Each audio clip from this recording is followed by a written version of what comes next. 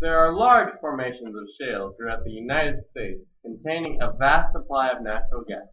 Unfortunately, the gas is contained inside tiny pores of the shale rock. The toughness of the rock and the depth of the reserves makes it inefficient to drill through traditional processes, so they have to use fracking. Modernized fracking is a technique developed less than 2 decades ago used to break apart the dense shale rock, releasing the hydrocarbons contained inside. A combination of sand, water, and chemicals are mixed together to create a gel called frac fluid, which is then injected under high pressure into the shale rock layers deep underground, creating fractures in the shale that allow the gas to seep out. These cracks can extend up to 2,500 feet from the injection well. They then collect the gas at the ending well. Hydraulic fracturing is an under-regulated and under-researched industry. The known carcinogens and harmful substances used in hydraulic fracturing should be regulated in order to prevent similar crises as the one DDT caused in the late 1900s. As such, hydraulic fracturing should be suspended at the national level until clear rules and regulations are passed for the fracking process. And now we transition over to Robert with his interview with Greenpeace. Hey, Mr. Aberdeen, thanks for allowing us to interview you. Could you tell us more about Greenpeace's current view of fracking? We believe that in its current form, fracking should be abolished until further revisions are made into the way that the fracking industry operates. Can you tell me about the environmental impacts of hydraulic fracking? Certainly, Robert. There are many harmful chemicals used in the fracking procedure like benzene, toluene, ethylbenzene, xylene, and many more harmful chemicals. And there are also problems with fugitive natural gas called methane. These chemicals, through upwelling, escape from under the ground and mix with nitrogen oxides from the exhaust of diesel-driven, mobile, and stationary equipment to produce ground-level ozone. Ozone, combined with particulate matter less than 2.5 microns, produces smog. Gas-fueled produced ozone has created a serious air pollution problem similar to that found in large urban areas. It can spread up to 200 miles beyond the immediate region where gas is being produced. Ozone not only causes irreversible damage to the lungs, it is equally damaging to conifers, aspen, forage, alfalfa, and other crops commonly grown in the West. These chemicals, including known carcinogens and acids, can also reach aquifers and waterways that animals, plants, and humans use as drinking water.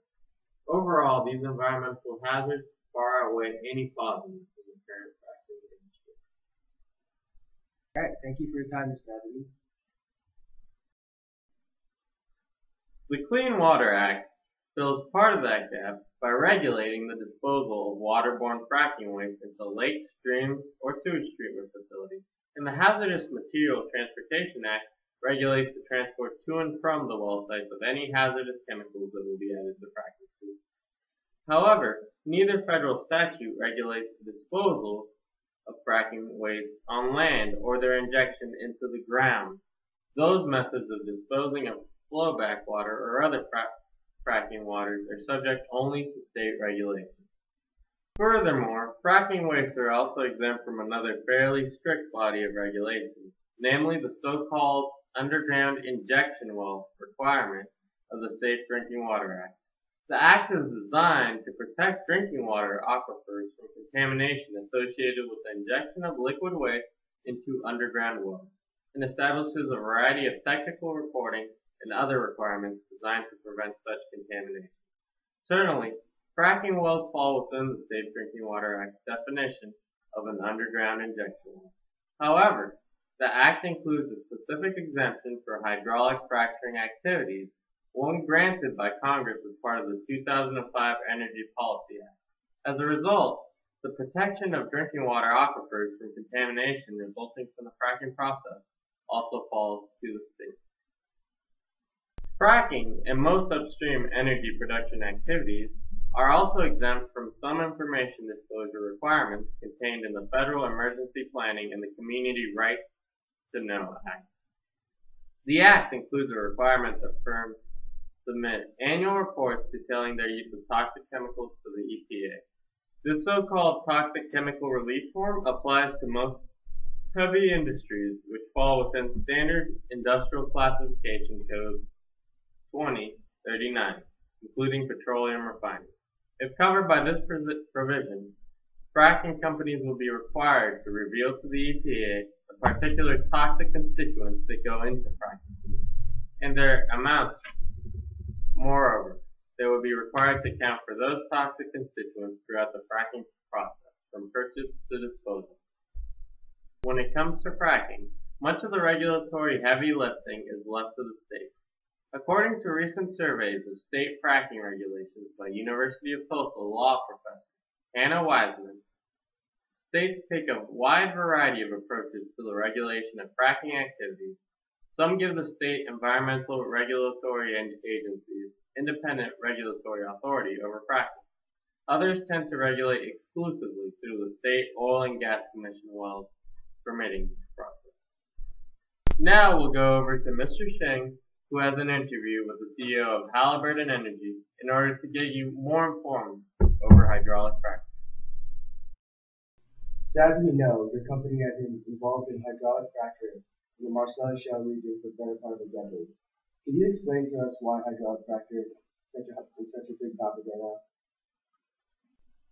So we have known for a long time that we have natural gas deposits in shale rock, but we do not have the technology necessary to extract the gas. Since the development of hydraulic fracturing, we have gained access to an immense amount of natural gas, which can provide an alternative source of energy for the United States. Why exactly is this source of energy so important for the United States?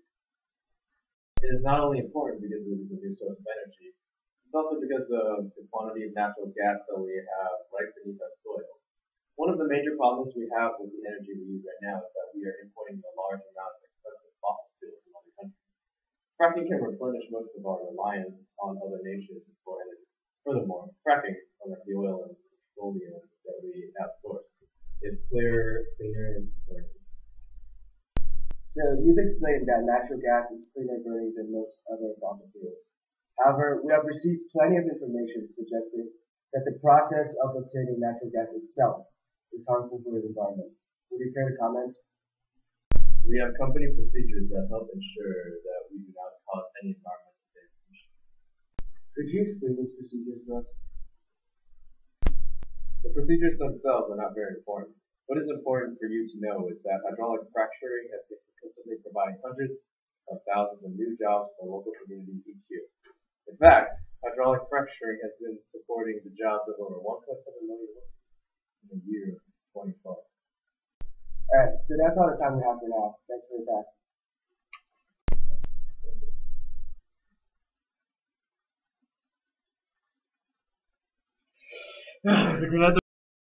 Possibilities of hydraulic fracturing being a major source of energy, as well as its wide-scale criticisms, has forced government to respond. President Obama has declared in a campaign event in Cincinnati that he supports hydraulic fracturing, stating that, quote, it would be an ideal source of energy that we could use for the next 100 years. However, he has also identified the problems as not having clearly established guidelines for the fracking process, and that irresponsible companies should be held accountable for their actions. With thousands of complaints and criticisms from Greenpeace and local communities, the government in 2012 has issued the creation of an interagency task force to revise federal regulation of hydraulic fracturing. As a result, the EPA has recently created a new draft rule that increases the air quality standards for frac wells. According to a governmental report, the new rule affects fracking operations in over 700 million acres of public land administered by the Bureau of Land Management. Even with a high level of governmental attention to the problem, current regulation of hydraulic fracturing is still not at a stable and acceptable level. The rise in air quality standards do not address the water contamination problems associated with fracking. Furthermore, the standards do not hold any power over the thousands of wells located in private lands, as they fall under state and not federal regulation. We must remove the Halliburton loophole of the Clean Water Act. Chemicals used must be disclosed in order to remove those banned by the Clean Water Act and Safe Drinking Water Act. harmful to the environment. This will be enforced by the EPA on a national level to create a national standard to prevent lax state laws with too many loopholes. Hydraulic fracturing is an underregulated and under-researched industry. The known carcinogens and harmful substances used in hydraulic fracking should be regulated in order to prevent a similar crisis as the one DDT caused in the late 1900s. As such, hydraulic fracking should be suspended until the Halliburton loophole, which allows companies to not disclose the chemicals used in fracking fluid and prevents the banning of chemicals used in fracking fluid. Suspension of fracking for 2 years will lose around $6.4 billion in potential revenue tax for the government and $14.6 billion in revenue loss for the companies. During the 2 years of suspension, with chemicals removed, new methods must be devised for fracking that do not violate new restrictions. Companies that do not meet the requirements in the amount of time given will have their licenses suspended.